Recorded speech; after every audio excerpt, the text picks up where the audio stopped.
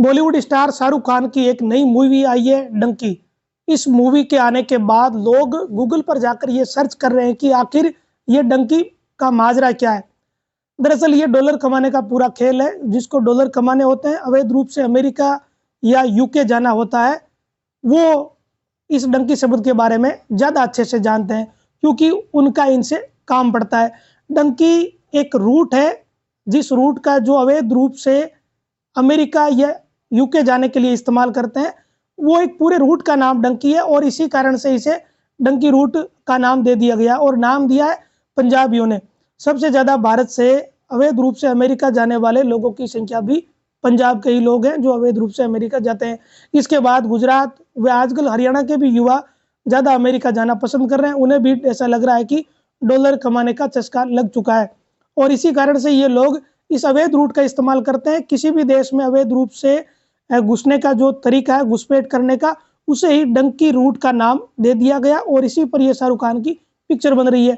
भारत में ज़्यादातर लोग अमेरिका, इंग्लैंड या यूरोपीय देश जाते हैं और इनके दिक्कत क्या आती है कि वीज़ा मिल नहीं पाता। इस कारण ये इस अवैध रूट का इस्तेमाल करते हैं और ट्रेवल एजेंटों में विशेषकर पंजाब में इस पूरी प्रक्रिया को डंकी रूट नाम दे दिया, जिसके बाद ये पूरे देश में ये नाम भी फेमस हो गया। अब पंजाब में सबसे अधिक ये चीज़ चलती है, वहाँ ट्रेवल एजेंट भी सबसे अधिक सक्रिय है। वही इस पूरे डंकी रूट की प्रोसेस को उस व्यक्ति को फॉलो करवाते हैं जिसे अमेरिका या दूसरे देश में जाना होता है। और इसी पूरे घटनाक्रम पर ये शाहरुख खान की मूवी बनी हुई है। अब डंकी का पूरा प्रोसेस क्या है, डंकी रूट है क्या, कैसे वहाँ जाते हैं और क्या क्या दिक्कतें आती हैं, इसके बारे में हम आपको इस वीडियो में जानकारी देंगे। किसी भी देश में अवैध रूप से जाने का जो तरीका है, इसे डंकी रूट कहा गया है। और भारत में विशेषकर पंजाब में लुधियाना, चंडीगढ़ जैसे आप शहरों में जाएंगे तो वहाँ आपको अनेक ऐसे बोर्ड लगे हुए मिल जाएंगे, होर्डिंग बोर्ड, जहाँ ये लिखा हुआ है कि आपको तत्काल वीज़ा मिल जाएगा, आपको हम अमेरिका या कनाडा पहुँचा देंगे और वहाँ आपको लाखों डॉलर भी मिलेंगे। तो ये लोगों को इस तरीके का लालच देकर इस डंकी रूट के जरिए इन देशों में भेजा जाता है। खुद लोगों को भी लालच होता है डॉलर कमाने का और इसी कारण से लोग इस रूट का इस्तेमाल कर लेते हैं। गुजरात का एक गांव है डिंकुचा। इस गांव की आबादी है केवल 3000। इन 3000 लोगों में से 1800 लोग अमेरिका जा चुके हैं, यानी गांव का हर दूसरे घर का व्यक्ति अमेरिका पहुंच चुका है। और इस गांव के लोगों में अमेरिका जाने का इतना क्रेज है कि हर कोई वहां अमेरिका जाना पसंद करता है। इसी गांव की एक दर्दनाक कहानी भी है। दरअसल हुआ क्या कि जनवरी 2022 में गुजरात के इसी डिंकुचा गांव के एक परिवार ने यह तय किया कि गांव के ज्यादातर लोग अमेरिका जा रहे हैं तो हम भी अमेरिका चले जाते हैं। 39 साल के जगदीश पटेल गांव में टीचर की नौकरी कर रहे थे। मात्र 10 या 12 हजार रुपए की उनकी कमाई थी। जगदीश पटेल ने यह तय किया कि वो परिवार सहित अमेरिका जाएंगे। उनकी पत्नी वैशाली बहन व 2 बच्चों को अमेरिका जाना था और इसके लिए उन्होंने एक ट्रेवल एजेंट को 65 लाख रुपए दिए। उस ट्रेवल एजेंट ने पूरा रूट तय कर दिया और जगदीश और उनका परिवार कनाडा के टोरंटो की फ्लाइट पकड़कर यहाँ से रवाना हो जाता है। इन्हें टोरंटो में उतार दिया जाता है। इसके बाद इन्हें सफर करना पड़ता है कनाडा यूएसए बॉर्डर के एक छोटे से टाउन इमर्सन का। इमर्सन में इसलिए छोड़ा जाता है क्योंकि ये बॉर्डर के नज़दीक का गांव है और यहाँ से इन्हें पैदल सफर करना था यूएसए बॉर्डर तक का। जगदीश व इसके परिवार को शायद ही ये आभास नहीं था कि उनके साथ आगे क्या होने वाला है और ना ही हम जैसे लोग कभी इन चीज़ों की कल्पना कर सकते कि इस तरह की परिस्थितियां भी कभी बनती होगी क्या। जगदीश व इनके परिवार की आगे की कहानी रोंगटे खड़ी करने वाली है। इस परिवार के साथ हुआ क्या कि ये जब टोरंटो उतरे तो उसके 7 दिन बाद ही इनके शव मिले। इसके बाद ही इनकी पूरी कहानी दुनिया के सामने आई थी। जगदीश व इनका परिवार उस छोटे से टाउन में उतरने के बाद यूएस बॉर्डर के लिए पैदल ही रवाना हो जाता है। इस परिवार को शायद ही ये पता नहीं था कि इन्हें भयंकर भीषण बर्फीली ठंड का सामना करना पड़ेगा और ये इस सफर को पूरा ही नहीं कर पाएंगे। इन लोगों ने -35 डिग्री सेल्सियस की ठंड में दम तोड़ दिया, वो भी यूएस बॉर्डर से कुछ ही मीटर की दूरी पर। अगर ये कुछ ही मीटर की दूरी तय कर लेते तो शायद अमेरिकी एजेंसी के जो लोग हैं, जो असाइलम वाले लोगों को अपनी कस्टडी में लेते हैं, तो वो कस्टडी में भी ले लेते। लेकिन इनकी किस्मत को कुछ और ही मंजूर था। ये बड़ा दुखद उदाहरण है उन लोगों के लिए जो इस डंकी रूट को इस्तेमाल करते हैं। ये केवल एक ही उदाहरण नहीं, ऐसी हजारों कहानियां हैं जब डंकी रूट का इस्तेमाल करने के दौरान लोगों की रास्ते में जान चली गई, वो भी ठंड के कारण या मरुस्थल के कारण। केवल डंकी रूट जाने के लिए ये केवल एक रूट नहीं है जो कनाडा यूएसए बॉर्डर का है, जहां बर्फीला तूफान आता है। इसके अलावा 2-3 रूट और है। एक पनामा का जंगल कहा जाता है, जो पूरा जंगल का रास्ता है, और एक मरुस्थल का भी रूट है, जहां पूरा मरुस्थलीय इलाका है। अब दूसरी कहानी इस मरुस्थल के इलाके से जुड़ी हुई है।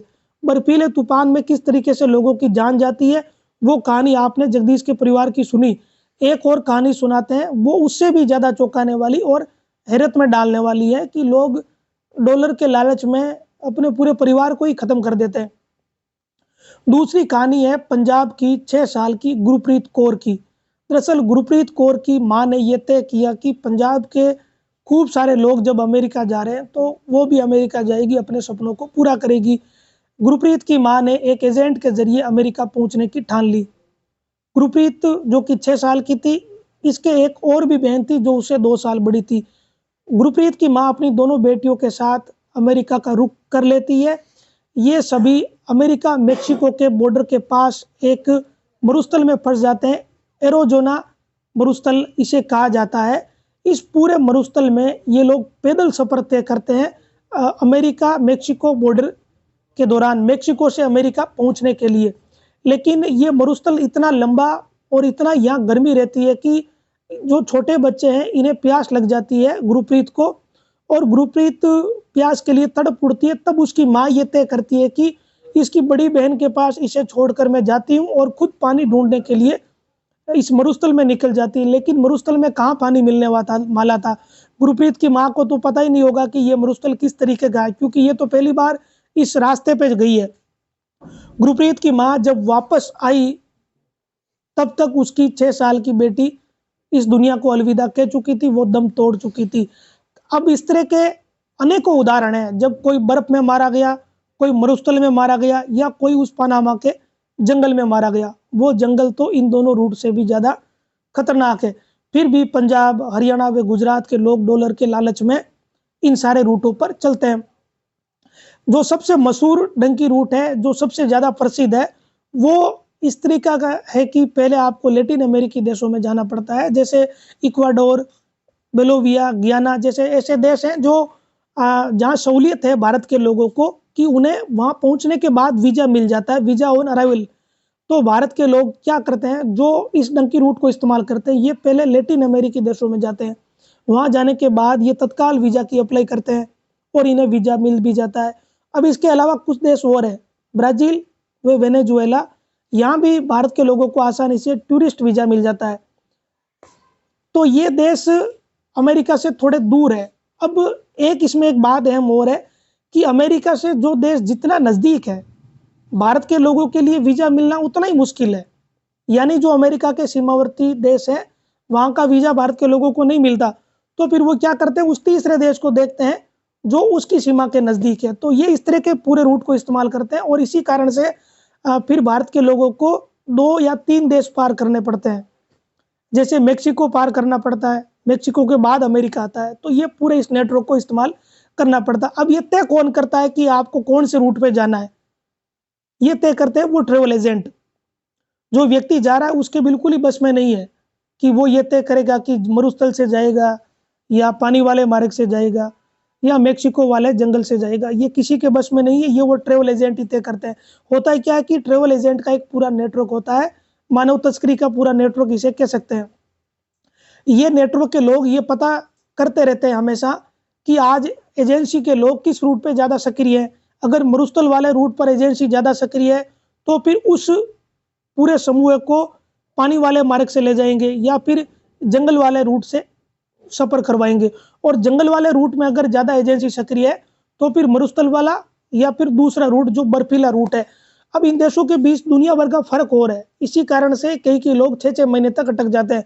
पंजाब से निकला हुआ एक नौजवान 6 महीने तक कनाडा का सफर ही तय नहीं कर पाया था। इस तरह की पेचीदगी हो गई थी। अब ऐसा तो है नहीं कि आपने एक जहाज पकड़ा और दूसरे देश में चले गए, ये इतना आसान भी नहीं है।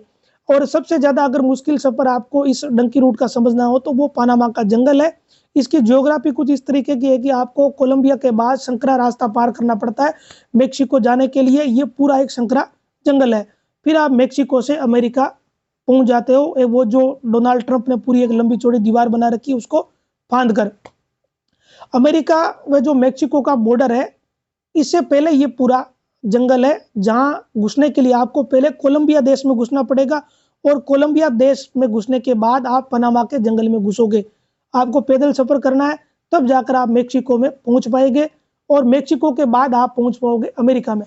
तो इस पनामा के जंगल में दिक्कत क्या आती है कि आपको करीब 10 दिन का सफर तय करना पड़ता है। अगर सही सही आपको सफर आपका तय हो गया तो, आप अगर जिंदा पहुंच गए तब। लोग कोलंबिया में घुसते हैं, समूह के रूप में घुसते हैं। ऐसा नहीं है कि कोई 5, 10, 20 लोग जाते हैं, कम से कम 50, 100 लोग एक साथ इन जंगलों में एंट्री करते हैं ताकि कोई खतरा नहीं हो। पनामा के जंगल में दिक्कत क्या आती है कि वहां अमेरिका व मेक्सिको के जो बड़े ड्रग कार्टेल है, बड़े ड्रग्स के तस्कर है, वो इन पूरे जंगलों से ही अपनी गैंग या अपने तस्करी के नेटवर्क को ऑपरेट करते हैं। यहाँ से मेक्सिको व अमेरिका में ड्रग्स पहुंचाते हैं। ये इस जंगल में मौजूद रहते हैं, और इसके अलावा छोटे मोटे और समूह हैं वो भी जंगल में मौजूद रहते हैं। अब यहाँ से जो भारत से जाता है उसके साथ दिक्कत क्या आती है कि हम लोग ये आंकलन भी नहीं कर पाते कि वहाँ की गैंग्स कितनी खतरनाक है। भारत में लोग तो कट्टा या पिस्तौल देखते हैं, लेकिन अमेरिका में कट्टे हुए पिस्तौल का कोई मतलब ही नहीं है। वहाँ आपके कोई छोटा सा 18-20 साल का कोई नौजवान है, उसके पास भी हाईटेक ऐसे हथियार मिल जाएंगे जो AK-47 जैसे मारक हो, वहाँ आम खरीद कर सकते हो आप। तो फिर आप कल्पना करिए कि वहाँ के जो तस्कर है उनके पास किस तरीके के हाईटेक आधुनिक हथियार होंगे। तो वहाँ अगर उस तरीके की गैंग रास्ते में मिल गई उस जंगल में, तो फिर उन लोगों से बचकर जाना असंभव है। अनेक लोग ऐसे हैं जो इन गैंगों के शिकार हो गए, जिनकी जान चली गई, आज तक बॉडी भी नहीं पहुंची। कई लोग ऐसे भाग्यशाली हैं, परिवार के लोग, जिनकी 25 से 30 दिन के बाद बॉडी घर पहुंच जाती हो। अगर आप इन गैंग्स से बच गए, लोकल जो छोटे मोटे समूह है उनसे बच गए, तो फिर आपको सामना करना पड़ेगा जंगली जानवरों से, क्योंकि जंगल तो उनका होता है। और अगर उनसे ही बच गए तो फिर आपके पास खाने पीने का सामान पूरा होना चाहिए, क्योंकि जंगल का पानी बड़ा खराब है, वो आपकी जान ले सकता है। इन सारी चीजों का सामना करने के बाद लोग पहुंचते हैं मेक्सिको से ठीक पहले एक ग्वाटामाला नाम की जगह है। यहाँ से नए एजेंट का खेल भी शुरू हो जाता है। जो एजेंट आपको इस रूट पर लेकर आया, उस एजेंट की भूमिका यहाँ तक है, क्योंकि यहाँ का जो पूरा इलाका है वो मेक्सिको के जो लोकल बदमाश है उनकी कस्टडी में आ जाता है। तो ये जो ट्रेवल एजेंट का काम कोई बदमाश ही करेगा, कोई समझदार व्यक्ति तो करेगा ही क्यों। फिर आपको वो जो पुराना ट्रेवल एजेंट है उस पूरे समूह को नए ट्रेवल एजेंट को सौंप देता है, और फिर नया ट्रेवल एजेंट ही ये तय करता है कि अब आप मेक्सिको से अमेरिका में कैसे घुसोगे, आपको एजेंसी से शरण कैसे लेनी, वही सारा ज्ञान देता है। मेक्सिको का नया ट्रेवल एजेंट अलग अलग गाड़ियों के जरिए उस बॉर्डर तक पहुंचा देता है जहां मेक्सिको व अमेरिका की सीमा है। डोनाल्ड ट्रंप ने लंबे समय से जो बॉर्डर में घुसने का सिलसिला जारी था, उस कारण से एक बड़ी लंबी चौड़ी वहां दीवार बना दी है अमेरिका व मेक्सिको के बीच। तो अब लोग उस लोहे की जो एंगलें लगी हुई है उन बड़ी दीवार को फांद कर अमेरिका में घुसते हैं। लोगों के लिए बड़ी एक सपना पूरा जैसा होनी बात होती है। जैसे ही आप मेक्सिको की सीमा से अमेरिका की धरती पर आपने पैर रख लिया, तो अगर सामने पुलिस खड़ी है, अमेरिका की एजेंसी खड़ी है, तब भी लोग बड़े आश्वस्त होते हैं, क्योंकि वो खुद ही उस एजेंसी को सौंपते हैं। उन्हें इस बात की बिल्कुल ही चिंता नहीं होती कि सामने तो अमेरिका की पुलिस खड़ी है, ये उन्हें अंदर कर देगी। भैया वो खुद ही अंदर होना चाहते हैं। इसके पीछे का कारण ये होता है कि उन्हें शरण लेनी होती है। आप अमेरिका की धरती पर तो चले गए, लेकिन वहां आपको नौकरी करनी है, तो उससे पहले आपको दुनिया भर की प्रोसेस से गुजरना पड़ेगा। ऐसा तो है नहीं कि आप अमेरिका चले गए, वहां कोई नौकरी आपके लिए तैयार पड़ी है, वैसा कुछ नहीं होता। आपने अगर अमेरिका की धरती पर पैर रख लिया तो फिर आपको असाइलम लेना पड़ेगा, शरण लेनी पड़ेगी। अमेरिका की इससे जुड़ी जो एजेंसी है वो आपको गाड़ियों में भरकर एक सेंटर पर ले जाकर छोड़ देती है, जिसे आप प्रवास गृह कह सकते हो, अलग अलग कैंप कह सकते हैं। वहाँ दुनिया भर के हजारों की संख्या में लोग पड़े रहते हैं। केवल भारत ही नहीं, भारत के अलावा पाकिस्तान, नेपाल, विशेषकर एशिया के कई देश ऐसे हैं जहाँ के लोग ज़्यादा उन सेंटरों में रहते हैं। फिर आपकी बारी आती है सुनवाई की। सुनवाई इस बात की होती है कि क्या आप अमेरिका में शरण लेने के लायक हो या नहीं हो। या आपको अमेरिका स्वीकार करे तो क्यों करे। अब शरण लेने की प्रक्रिया क्या होती है कि हर किसी को तो शरण दी नहीं जाती। लोग यहाँ से जाते हैं डॉलर कमाने के लिए, तो वहां जाकर अगर किसी ने भूल से ये कह दिया कि मैं तो डॉलर कमाने आया हूँ, तब अमेरिका की जो एजेंसी है वो आपको जहाज में बैठा के वापस भारत लाकर पटक देगी। ऐसा तो लोग कहते नहीं है, क्योंकि ट्रेवल एजेंट पहले ही उनको समझा देते हैं कि आपको बोलना क्या। अमेरिका केवल उन्हीं लोगों को शरण देता है जो ये कहते हो कि मुझे मेरे देश में धर्म से जुड़ा खतरा है, जाति से जुड़ा खतरा है, या मुझे लैंगिक खतरा है, जैसे महिला या जो समलैंगिक लोग होते हैं उन्हें खतरा है, या कोई ऐसा समूह है जहां सरकार उसे टारगेट करती हो। इस तरीके की अगर चीजें हो ना, तब अमेरिका में शरण मिलती है। उसकी भी एक बड़ी प्रोसेस होती है, महीन प्रोसेस। आपने शरण के कारण सब लोग यही बताते हैं। फिर अमेरिका में एक कोर्ट लगता है शरणार्थियों के लिए अलग से, वो कोर्ट सुनवाई करता है, और वहां अगर ठीक ठाक कोर्ट को ये लग गया कि ये भाई शरण लेने लायक है, तब शरण मिल जाती है। और अगर वहां आप चूक गए तो आपको वापस डिपोर्ट कर दिया जाता है भारत के लिए, और आपके कम से कम 70 लाख रुपए पूरी तरीके से बर्बाद हो जाते हैं। इस डंकी प्रोसेस में कुछ लोगों के 30 लाख रुपए लगते हैं, कुछ के 40, कुछ के 50, कुछ के 60 या 70 लाख रुपए भी लग जाते हैं। इसके पीछे भी ये कारण है कि ये जो ट्रेवल एजेंसियां होती है ना, ये बड़ा इस तरीके का आपको पोर्टफोलियो दिखाती है अपना, वो भी डंकी रूट का। ऐसा दिखाती है कि हम आपको लग्जरी सुविधा देंगे। अब जंगल में भला कौन सी लग्जरी सुविधा दोगे, लेकिन लोग हैं, लोग बेवकूफ बनते भी हैं लोगों से, तभी तो इस तरीके का रूट इस्तेमाल करते हैं, और हजारों लोगों में से दुनिया भर के लोग अपनी जान भी गंवा देते हैं। तो ये इसी पे पूरी डंकी मूवी बनी हुई है। तो सोचा आपको ये डंकी रूट की पूरी कहानी बता देते हैं। भारत में पंजाब, हरियाणा व गुजरात के लोग ही ज़्यादा इन चीज़ों का इस्तेमाल कर रहे हैं। राजस्थान में इस तरह का क्रेज अभी है नहीं। राजस्थान के लोग, जो मारवाड़ी लोग हैं, वो भारत के ही अलग अलग हिस्सों में अपना रोजगार करने में लगे हुए हैं। उन्हें डॉलर कमाने में भी रुचि नहीं है। केवल जो पंजाबी या गुजरात के लोग या जो हरियाणा के नए नौजवान हैं, उन्हें इस बात में ज़्यादा रुचि है कि वो डॉलर कमाना चाहते हैं, और वो ही इस डंकी रूट को इस्तेमाल करते हैं। उम्मीद करते हैं कि आपको हमारी ये कहानी या ये जो रूट हमने बताया है, इसका पूरा प्रोसेस पसंद आया होगा। धन्यवाद।